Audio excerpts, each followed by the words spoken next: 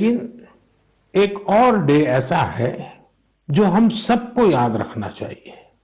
और ये डे ऐसा है जो भारत की परंपराओं से बहुत सुसंगत है। सदियों से जिस परंपराओं से हम जुड़े हैं उससे जोड़ने वाला है। ये है वर्ल्ड रिवर डे, यानी विश्व नदी दिवस। हमारे यहां कहा गया है, पिबन्ति नद्यः स्वयमेव नाम्भः, अर्थात नदियां अपना जल खुद नहीं पीती बल्कि परोपकार के लिए देती है। हमारे लिए नदियां एक भौतिक वस्तु नहीं है, हमारे लिए नदी एक जीवंत इकाई है। और तभी तो हम नदियों को मां कहते हैं। हमारे कितने ही पर्व हो, त्योहार हो, उत्सव हो, उमंग हो, ये सभी हमारी इन माताओं की गोद में ही तो होते हैं। आप सब जानते ही हैं, माघ का महीना आता है तो हमारे देश में बहुत लोग पूरे एक महीने मां गंगा या किसी और नदी के किनारे कल्पवास करते हैं। अब तो ये परंपरा नहीं रही, लेकिन पहले के जमाने में तो परंपरा थी कि घर में स्नान करते हैं तो भी नदियों का स्मरण करने की परंपरा आज भले लुप्त हो गई हो या कहीं बहुत अल्प मात्रा में बची हो, लेकिन एक बहुत बड़ी परंपरा थी जो प्रातः में ही स्नान करते समय ही विशाल भारत की एक यात्रा करा देती थी। मानसिक यात्रा, देश के कोने कोने से जुड़ने की प्रेरणा बन जाती थी। और वो क्या था, भारत में स्नान करते समय एक श्लोक बोलने की परंपरा रही है। गंगे च यमुने चैव गोदावरी सरस्वती नर्मदे सिंधु कावेरी जले अस्मिन सन्निधि कुरु। पहले हमारे घरों में परिवार के बड़े ये श्लोक बच्चों को याद करवाते थे और इससे हमारे देश में नदियों को लेकर आस्था भी पैदा होती थी। विशाल भारत का एक मानचित्र मन में अंकित हो जाता था। नदियों के प्रति जुड़ाव बनता था। जिस नदी को मां के रूप में हम जानते हैं, देखते हैं, जीते हैं, उस नदी के प्रति एक आस्था का भाव पैदा होता था। एक संस्कार प्रक्रिया थी। साथियों, जब हमारे देश में नदियों की महिमा पर बात कर रहे हैं तो स्वाभाविक रूप से हर कोई एक प्रश्न उठाएगा और प्रश्न उठाने का हक भी है और इसका जवाब देना ये हमारी जिम्मेवारी भी है। कोई भी सवाल पूछेगा कि भाई आप नदी के इतने गीत गा रहे हो, नदी को मां कह रहे हो, तो ये नदी प्रदूषित क्यों हो जाती है? हमारे शास्त्रों में तो नदियों में जरा सा प्रदूषण करने को भी गलत बताया गया है और हमारी परंपराएं भी ऐसी रही है। आप तो जानते हैं, हमारे हिंदुस्तान का जो पश्चिमी हिस्सा है, खास करके गुजरात और राजस्थान, वहां पानी की बहुत कमी है। कई बार अकाल पड़ता है और इसलिए वहां के समाज जीवन में एक नई परंपरा डेवलप हुई है। जैसे गुजरात में बारिश की शुरुआत होती है तो गुजरात में जल जीलनी एकादशी मनाते हैं।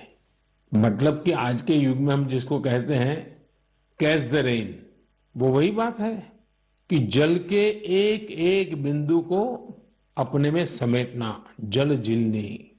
उसी प्रकार से बारिश के बाद बिहार और पूरब के हिस्सों में छठ का महापर्व मनाया जाता है।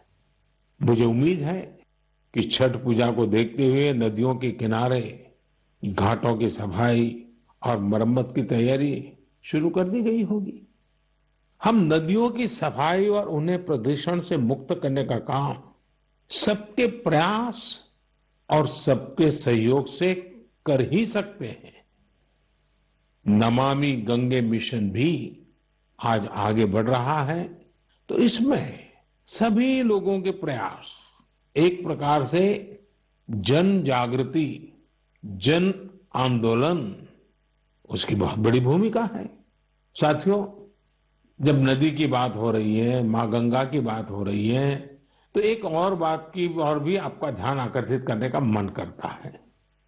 बात जब नमामि गंगे की हो रही है, तो जरूर एक बात पर आपका ध्यान गया होगा, और हमारे नौजवानों का तो पक्का गया होगा।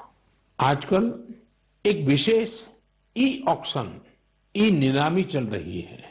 ये इलेक्ट्रॉनिक नीलामी उन उपहारों की हो रही है जो मुझे समय समय पर लोगों ने दिए हैं।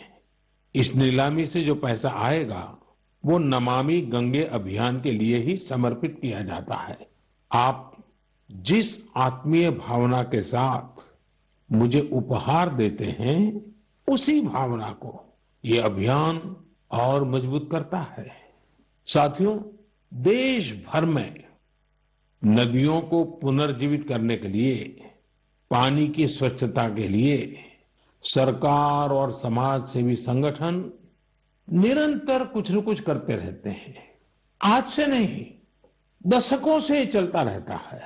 कुछ लोग तो ऐसे कामों के लिए अपने आप को समर्पित कर चुके होते हैं, और यही परंपरा, यही प्रयास, यही आस्था हमारी नदियों को बचाए हुए है।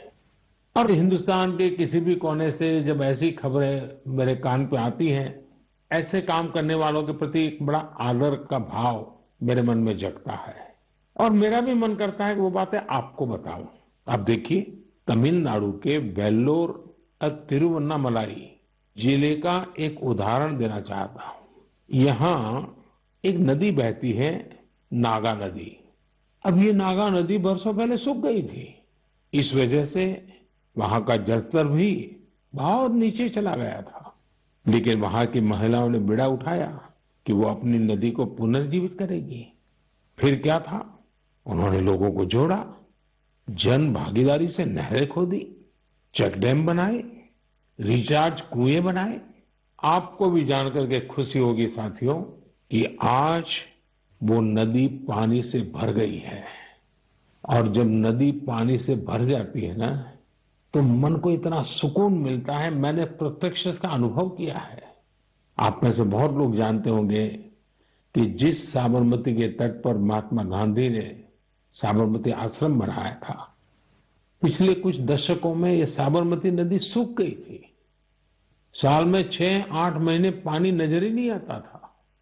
लेकिन नर्मदा नदी और साबरमती नदी को जोड़ दिया, तो अगर आज आप अहमदाबाद जाओगे तो साबरमती नदी का पानी ऐसा मन को प्रफुल्लित करता है। इसी तरह बहुत सारे काम, जैसे अब तमिलनाडु की हमारी ये बहनें कर रही हैं, देश के अलग अलग कोने में चल रहे हैं। मैं तो जानता हूं, कई हमारे धार्मिक परंपरा से जुड़े हुए संत है, गुरुजन है, वे भी अपनी आध्यात्मिक यात्रा के साथ साथ पानी के लिए, नदी के लिए बहुत कुछ कर रहे हैं। कई नदियों के किनारे पेड़ लगाने का अभियान चला रहे हैं, तो कहीं नदियों में बह रहे गंदे पानी को रोका जा रहा है।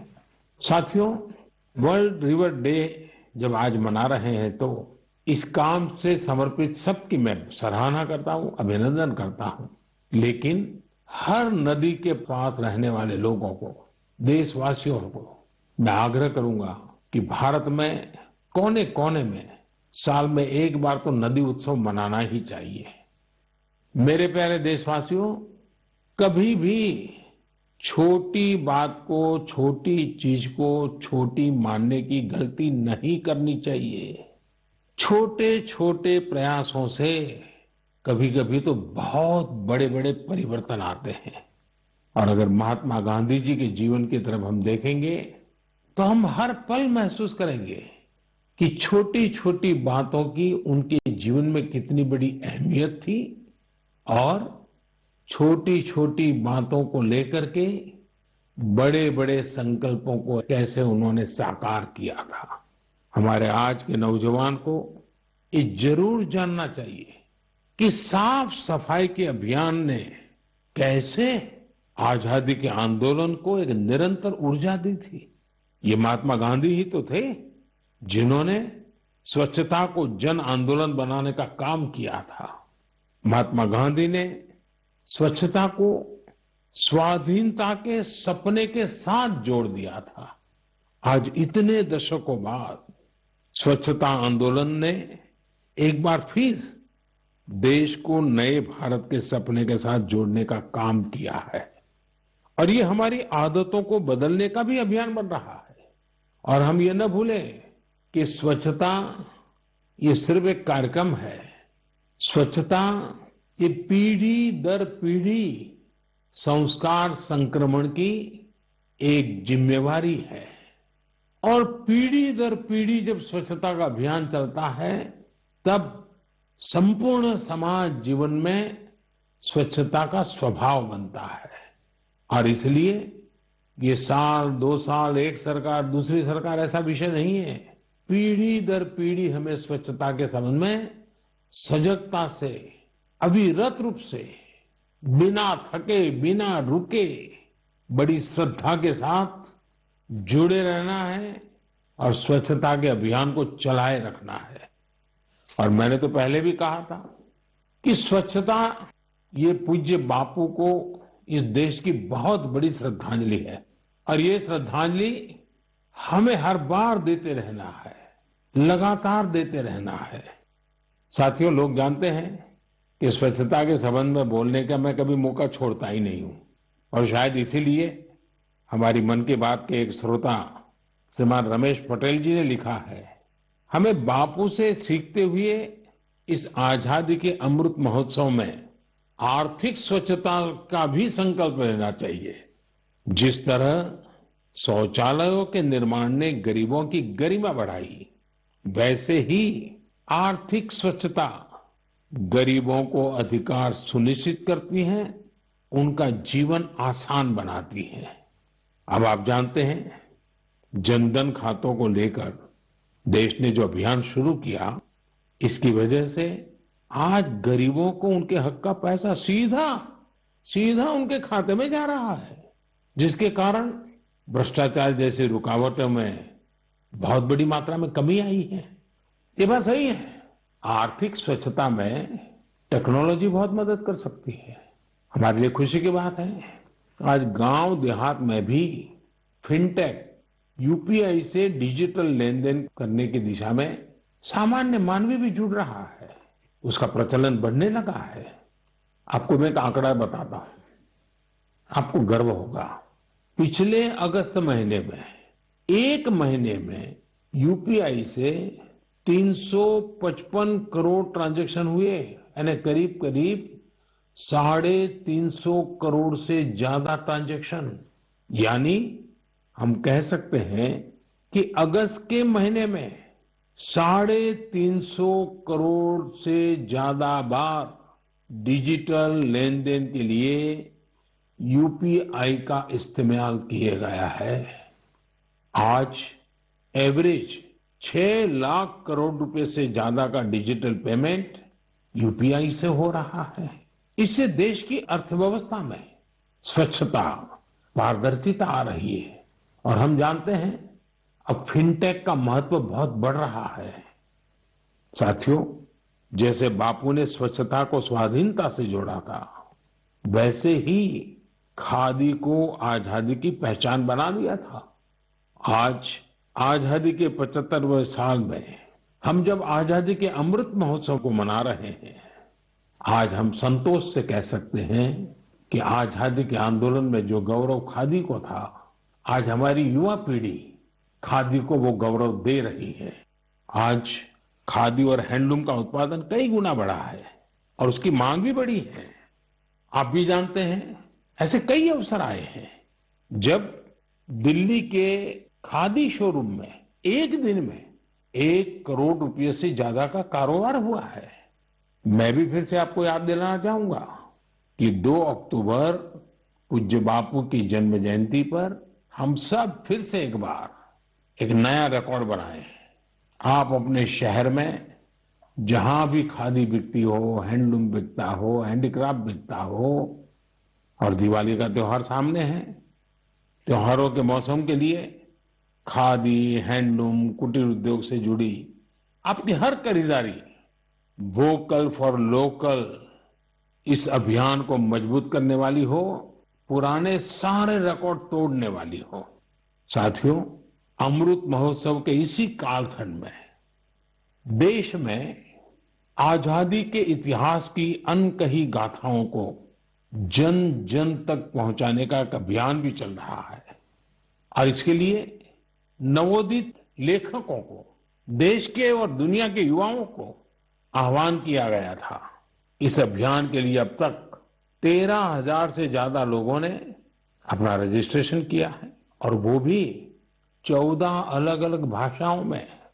और मेरे लिए खुशी की बात यह भी है कि 20 से ज्यादा देशों में कई अप्रवासी भारतीयों ने भी इस अभियान से जुड़ने के लिए अपनी इच्छा जताई है।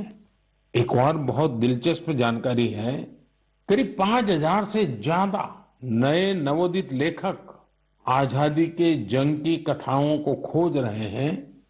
उन्होंने जो अनसंग हीरोज हैं, जो अनामी है, इतिहास के पन्नों पे जिनके नाम नजर नहीं आते हैं, ऐसे अनसंग हीरोज पर, थीम पर, उनके जीवन पर, उन घटनाओं पर कुछ लिखने का बीड़ा उठाया है।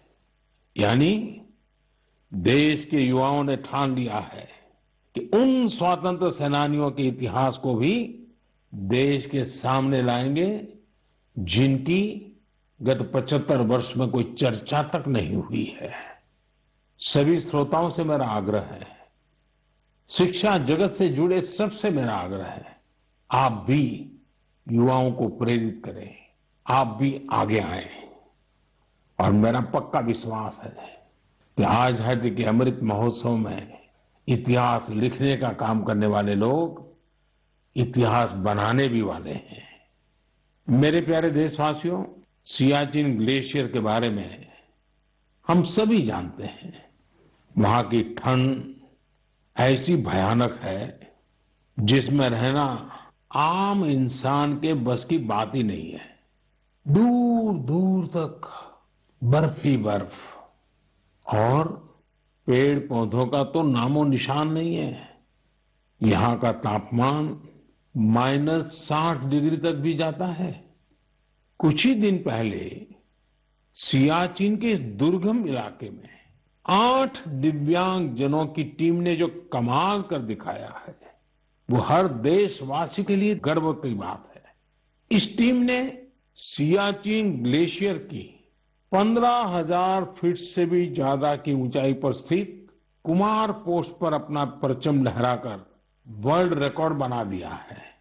शरीर की चुनौतियों के बावजूद भी हमारे इन दिव्यांगों ने जो कारनामा कर दिखाया है, वो पूरे देश के लिए प्रेरणा है।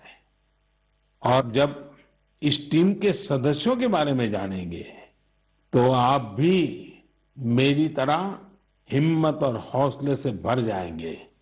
इन जाबाज दिव्यांगों के नाम है महेश नेहरा उत्तराखंड के, अक्षत रावत महाराष्ट्र के, पुष्पक गवांडे हरियाणा के, अजय कुमार लद्दाख के, लोब्सांग चोस्पेल तमिलनाडु के, मेजर द्वारकेश जम्मू कश्मीर के, इरफान अहमद मीर और हिमाचल प्रदेश की चोंजिन एंगमो।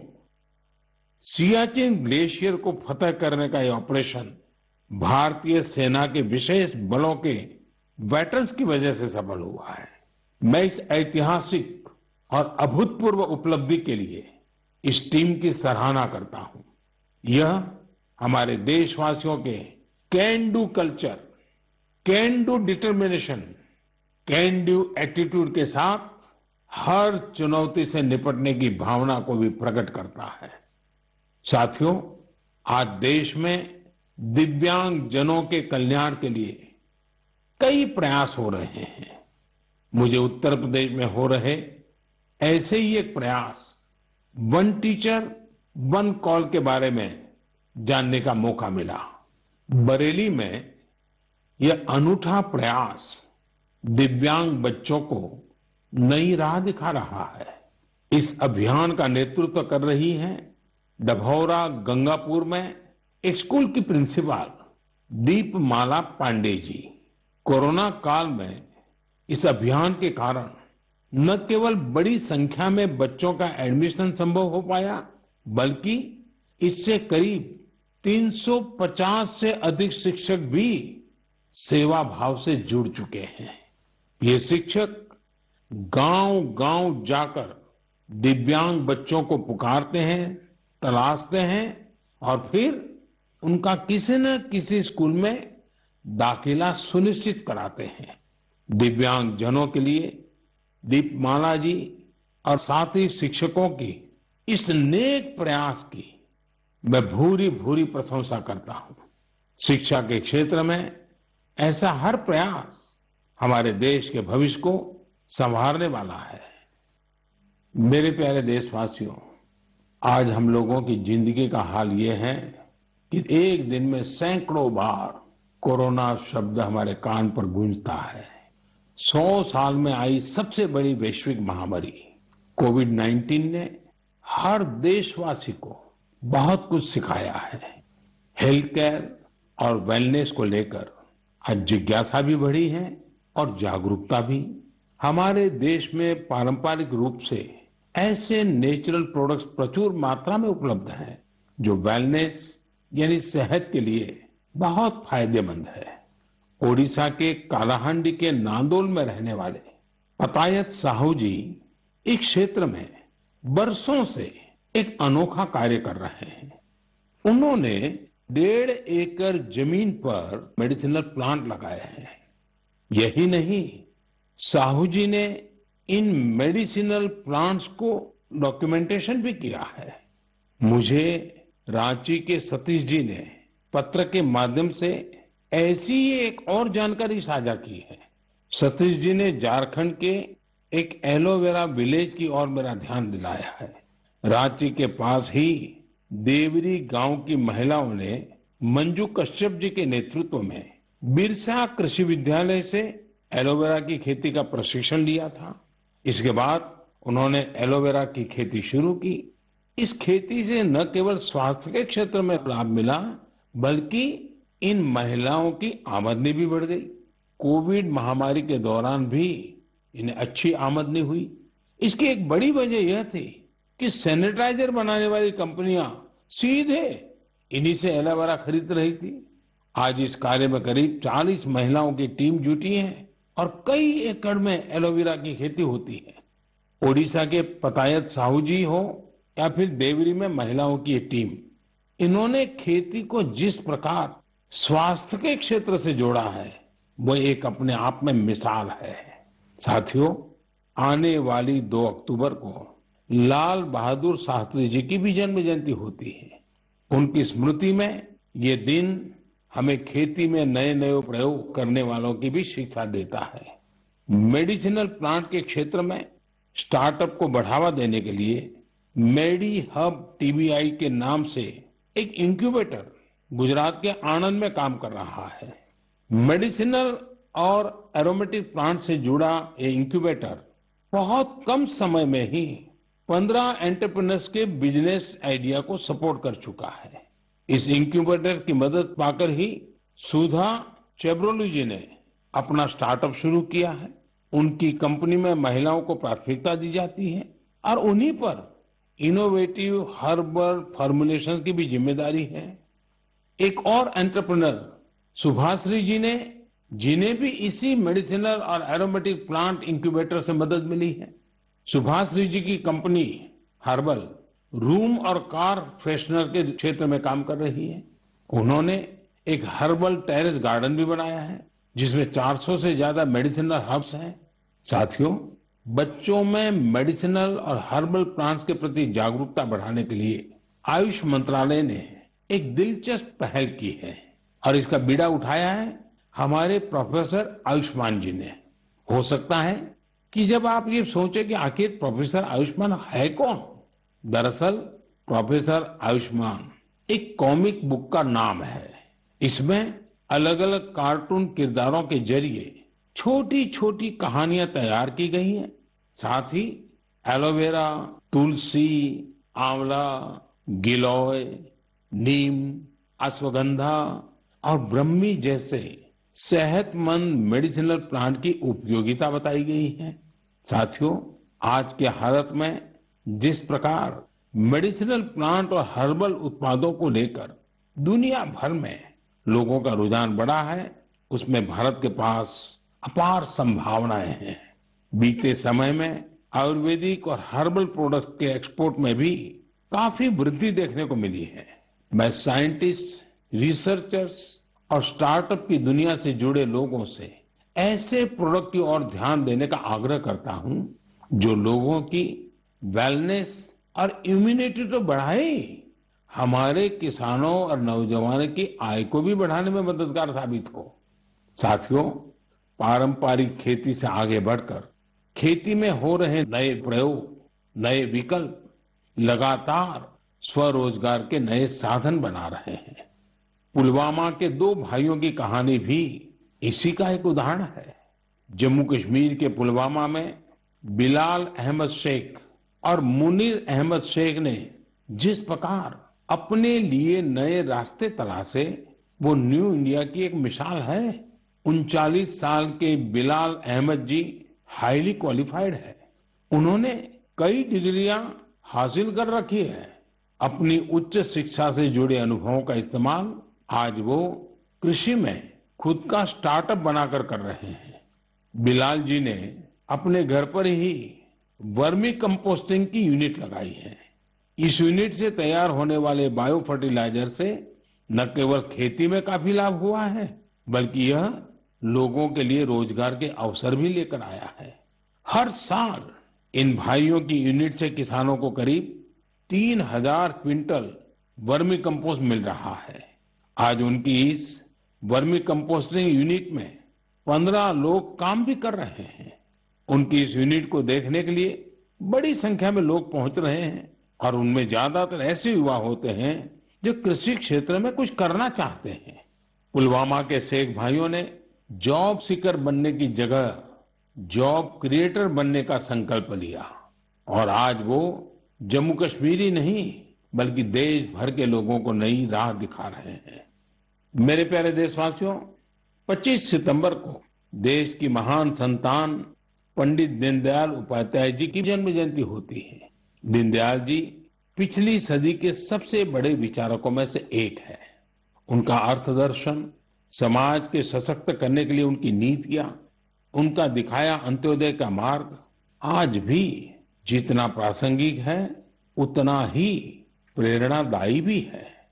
3 साल पहले 25 सितंबर को उनकी जन्म जयंती पर ही दुनिया की सबसे बड़ी health assurance scheme Ayushman Bharat योजना लागू की गई थी। आज देश के 2-2.25 करोड़ से अधिक गरीबों को आयुष्मान भारत योजना के तहत अस्पताल में 5 लाख रुपए तक का मुफ्त इलाज मिल चुका है। गरीब के लिए इतनी बड़ी योजना दीनदयाल जी के अंत्योदय दर्शन को ही समर्पित है। आज के युवा अगर उनके मूल्यों और आदर्शों को अपने जीवन में उतारें तो ये उनके बहुत काम आ सकता है। एक बार लखनऊ में दीनदयाल जी ने कहा था, कितनी अच्छी अच्छी चीजें, अच्छे अच्छे गुण हैं, ये सब हमें समाज से ही तो प्राप्त होते हैं। हमें समाज का कर्ज चुकाना है, इस तरह का विचार करना ही चाहिए। यानी दीनदयाल जी ने सीख दी कि हम समाज से, देश से इतना कुछ लेते हैं, जो कुछ भी है वो देश की वजह से ही तो है। इसलिए देश के प्रति अपना ऋण कैसे चुकाएंगे, इस बारे में सोचना चाहिए। ये आज के युवाओं के लिए बहुत बड़ा संदेश है। साथियों, दीनदयाल जी के जीवन से हमें कभी हार न मानने की भी सीख मिलती है। विपरीत राजनीतिक और वैचारिक परिस्थितियों के बावजूद भारत के विकास के लिए स्वदेशी मॉडल की विजन से वे कभी डिगे नहीं। आज बहुत सारे युवा बने बनाए रास्तों से अलग होकर आगे बढ़ना चाहते हैं। वे चीजों को अपनी तरह से करना चाहते हैं। दीनदयाल जी के जीवन से उन्हें काफी मदद मिल सकती है। इसलिए युवाओं से मेरा आग्रह है कि उनके बारे में जरूर जानें। मेरे प्यारे देशवासियों, हमने आज बहुत से विषयों पर चर्चा की। जैसा हम बात भी कर रहे थे, आने वाला समय त्योहारों का है। पूरा देश मर्यादा पुरुषोत्तम श्री राम की असत्य पर विजय का पर्व भी मनाने वाला है। लेकिन इस उत्सव में हमें एक और लड़ाई के बारे में याद रखना है, वो है देश की कोरोना से लड़ाई। टीम इंडिया इस लड़ाई में रोज नए रिकॉर्ड बना रही है। वैक्सीनेशन में देश ने कई ऐसे रिकॉर्ड बनाए हैं जिसकी चर्चा पूरी दुनिया में हो रही है। इस लड़ाई में हर भारतवासी की अहम भूमिका है। हमें अपनी बारी आने पर वैक्सीन तो लगवानी ही है, पर इस बात का भी ध्यान रखना है कि कोई इस सुरक्षा चक्र से छूट न जाए। अपने आसपास जिसे वैक्सीन नहीं लगी है उसे भी वैक्सीन सेंटर तक ले जाना है। वैक्सीन लगने के बाद भी जरूरी प्रोटोकॉल का पालन करना है। मुझे उम्मीद है इस लड़ाई में एक बार फिर टीम इंडिया अपना परचम लहराएगी। हम अगली बार कुछ और विषयों पर मन की बात करेंगे। आप सभी को, हर देशवासी को त्योहारों की बहुत बहुत शुभकामनाएं। धन्यवाद।